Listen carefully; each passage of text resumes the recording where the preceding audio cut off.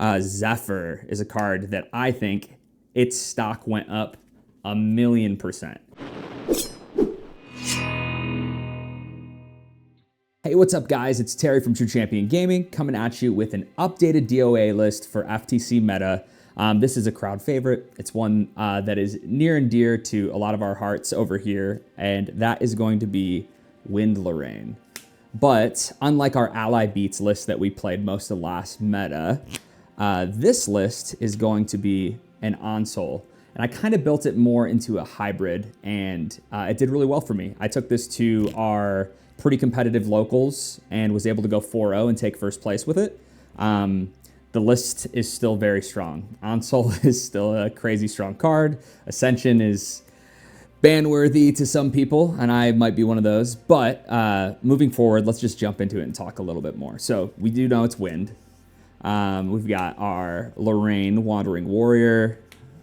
Just like Caben or Isaac, you'll see a lot of times we have Sword of Seeking right there. Don't want to forget that ever. Blade Master, pretty straightforward. And then there's the Crux Knight because we are an Onsole deck. And you guys are probably pretty familiar with how that works, but we'll talk about that a little later when we get into the Crux package. But as far as the rest of our deck goes, we have a Grand Crusader ring because it is ring, you know? Sometimes you got to grind, and specifically in this deck, knowing that a lot of people were very excited about Water, knowing that a lot of people were excited about Merlin, I really wanted to take the classic Onsole Wind deck that's a little slower, kind of more of a control deck, really, and combine it with a much more upbeat ally beats deck. And by doing so, I think it gives us a lot of good matchups across the board. But that's GCR. The rest are going to be your sword packages. We've got Ornamental Greatsword, Drawn Blade, Carnwenin, Erendite, which we'll talk about in a second, Fire Tongue, and of course Sword of Avarice, and I'll snag that Sword of Seeking too, so you guys are familiar.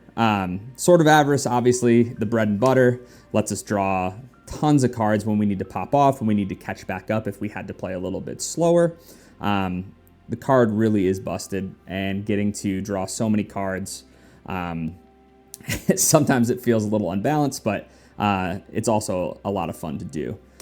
We've already talked about Sword of Seeking, Drawn Blade, and Ornamental Greatsword. In this deck, Ornamental Greatsword is probably one of your best swords, and I will explain that, and you will see very shortly when we break into the actual list, but giving that +1 to an ally and also giving yourself a sword to swing with is pretty solid.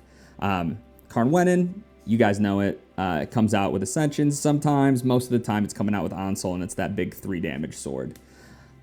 Now here are the 2 spicy ones, right? We've got Fire Tongue, which is not as spicy as Erendite, but it is a 2/1 sword. It comes out with our Onsole and gives us basically 3 damage because you have the 2 with the swing here, it breaks and adds 1 damage to our Crux Knight. Lastly, Erendite, which is a sword that a lot of people were excited for Water. When I saw it, honestly, I thought Fire Onsole Lorraine, and I thought how busted this card could be in that deck. But it's also very, very strong here in a Wind deck. We usually don't have as much floating memory as a Fire Lorraine in the bin. We use ours pretty regularly to get to level up.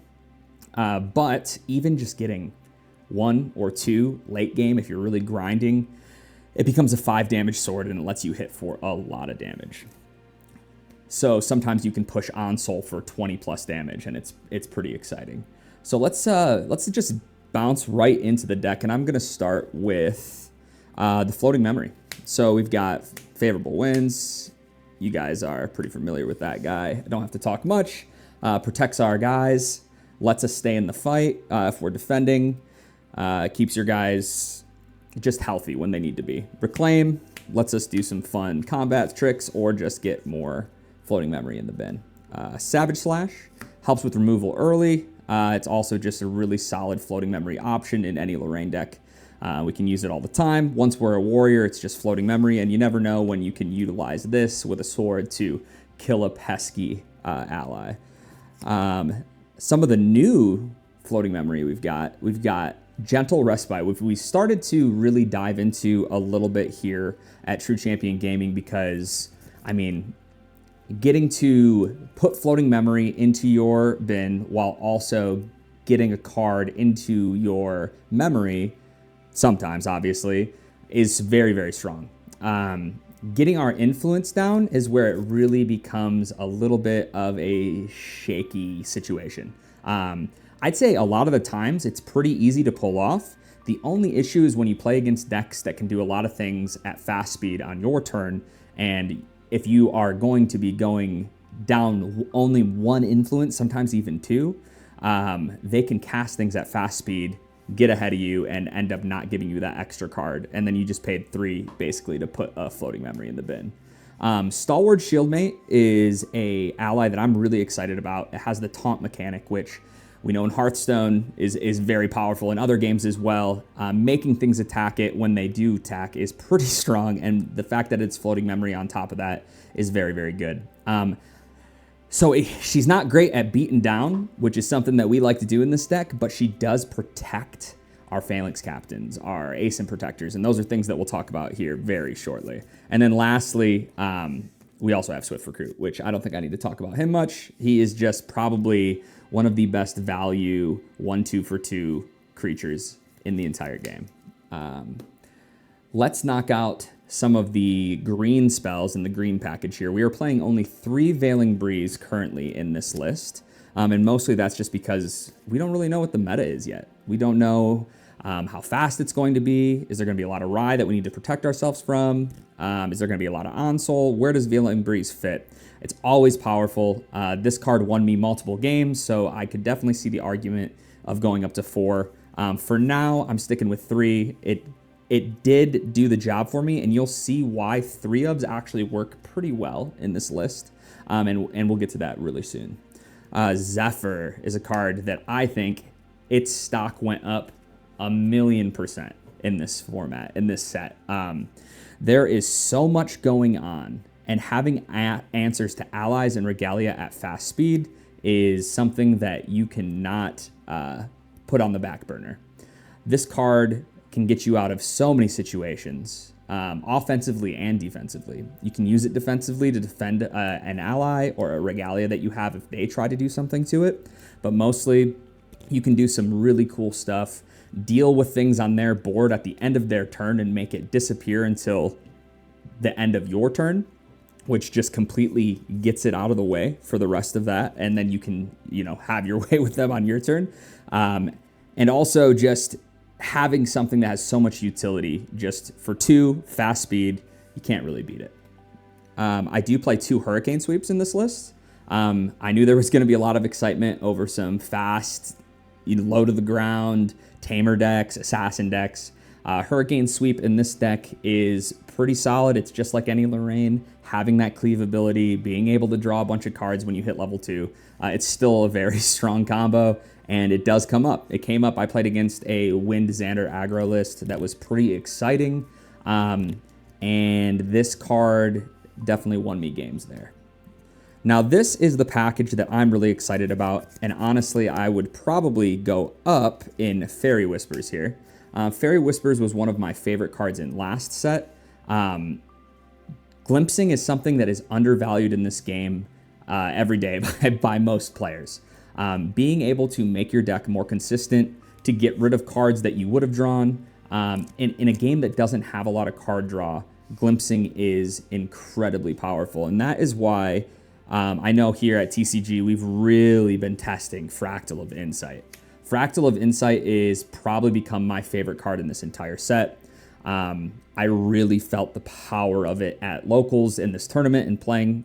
I think it was the MVP, the key card to going 4-0. I can't tell you how many times I was able to get rid of cards that I was going to top deck that I didn't need, or dig for that last second Onsol that I needed, or something to, let me finish ahead and cross that finish line. I probably would go up to 4 Fairy Whispers. That'd probably be one of my only changes in my early testing. And I'm not 100% sure what I would take out. Maybe a couple of the floating memory. Maybe the shield mates, because they did kind of feel a little subpar. But that being said, this really lets us do what I'm about to show you, and that is pivot. This deck pivots so extremely well. And this is our beatdown package. And I'm going to kind of put a bunch of it on the board so you guys can see it. But we've got Banner Knight here. He lets you have crazy on-soul turns, but in this deck, he really helps add the damage. Dungeon Guide is another human. I know that everybody knows her for just getting you leveled up, but she can really beat down. I got 2 of her on the board with a Phalanx Captain and a Banner Knight at locals, and they were beating for 3 apiece. It was pretty strong. Phalanx Captain, I don't think needs much of an introduction. Obviously very, very powerful. And when you get multiples of these, and all the humans we play, because all of our allies are humans, she's cheaper. Yeah, you guys know how she works. She's a scary card. And lastly, ASIM Protector, which was, if so far, if Fractal of Insight's my favorite card of FTC, I think ASIM Protector was probably my MVP in DOA meta. And this card just won me so many games, created so much pressure. It's an offensive card when you need to beat down fast. It's an incredible defensive card when you need to sit back against an aggro deck and deal with all these small little creatures that are trying to get through, these little allies, and you can just intercept, kill what you need to, protect it with a favorable wins, and go on with your day. This deck beats down extremely fast. You have all the tools at your hands to level up quickly while doing a bunch of damage to your opponents. I played against a Rye deck, and the Rye deck really didn't have much of a chance against me with that beatdown. I also, and this is something that is really unique to this deck, I played against a Water Xander player that really understands the deck and how it plays. And I was able to go on a straight beatdown plan game 1 and take it, in which made him think that I was an ally beatdown deck. So he sided out all of his on-soul cards for a more aggro defense heavy deck. And I then on-sold him pretty quickly into that game, and he was not prepared for it. And I was able to 2-0 that matchup. So being able to beat down in game 1 and then on-soul in another game, or apply a bunch of pressure to one of these control decks until they deal with your allies and then end the game with an on-soul is very strong.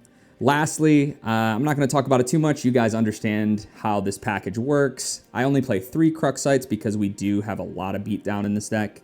Ascension, I could never play less than 4. The card is absolutely absurd. And of course, lastly, we have on-soul, which is the heart and soul of the deck at the end of the day.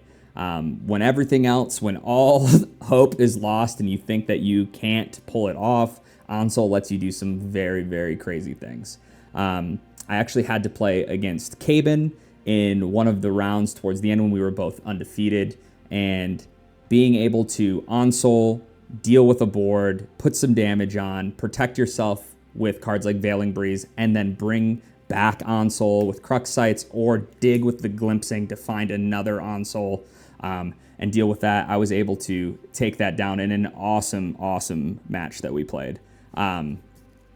Lastly, I'd like to talk about the sideboard decisions, which obviously sideboard's kind of tough. When we don't know what the meta is going to be and it's pretty open wide, there's a lot of things that could go wrong, a lot of decisions that could be great. So I kind of just went standard and very simple.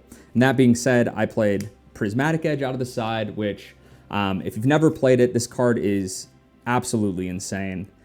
Getting to just bolt people's face if they are fire, and then deal with things. Bouncing this card in on-soul mirrors is incredibly powerful, and because we are wind, we take cards from their memory, which is incredibly strong, obviously, when they have to have those high costs to play cards like on-soul. Prismatic Edge, it doesn't need much. I've played 4 Inspiring Calls because I played 2 Hurricane Sweeps and 2 Shield Mates. And I was thinking, okay, well, these cards are probably all coming out against decks that have no board presence, right? Rye decks, some Merlin lists, even some Xander lists. If I don't need them, I can bring in cards to help me not only draw cards into memory, but also just attack a little harder, beat a little faster. Inspiring Call is a great card, and I highly recommend trying it out if you haven't. The last card is a card that I know people are really excited about, and I was one of those people, and that is Resolute Stand. And this card was actually pretty insane. Card is very, very strong against Onsol. It's very good against any form of low to the ground aggro that's trying to do a bunch of damage across the board. And if there's anything I've learned from card games, specifically my time playing competitive Magic the Gathering, is if you can cast cards for free, it's probably a busted card. This card really, really did its work when I needed it. Fortunately enough, most of my matchups I didn't really need it, but I know this card in testing has overperformed time and time again. So with that being said, I hope that you guys enjoyed this updated Onsol Win Lorraine list. I know that some of the early decisions when you're looking into this competitive season with Ascent coming up and New Zealand Ascent coming up later in the year, people are really excited for this format and trying to figure out the meta. Sometimes it makes more sense to just start with what we know. And I know we had some pillars in the last format that were very powerful decks, and we got a lot of awesome support in this new set. Fractured Crown has been nothing but exciting to us at the team here, and I know that we have a lot of cool lists coming your way as we make this trip towards Ascent and get prepared. So stick around, definitely check out our videos, hit that bell, subscribe if you haven't. We can't wait to share more videos with you guys, and I can't wait to talk to you again soon. You guys have a great rest of your day. Peace out.